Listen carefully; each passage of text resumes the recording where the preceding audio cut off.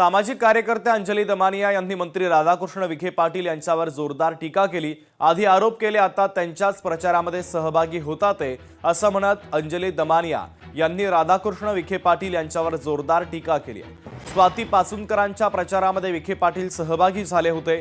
पाचुनकर यांच्यावर काही दिवसांपूर्वी विखेंनी अनेक गंभीर भ्रष्टाचाराचे आरोप केले होते।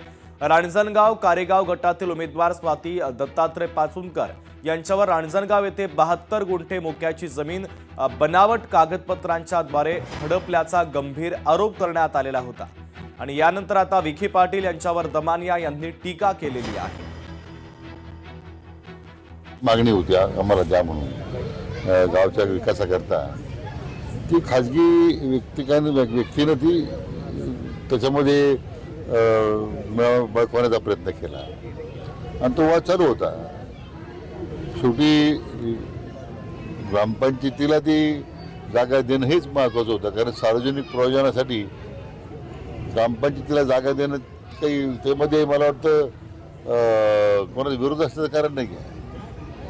आणि त्यामुळे ते सर्व कागदपत्र पाहिल्याच्यानंतर ही जागा ग्रामपंचायतीकडे वर्ग करण्यात आलेली आहे। रांजणगावच्या स्वाती पाचुनकर ज्यांनी 72 गुंठे सरकारी जमीन जी जवळजवळ 18 कोटीची होती ती त्यांनी कागदपत्र बदलून स्वतःच्या सासऱ्यांच्या नावावर केली होती।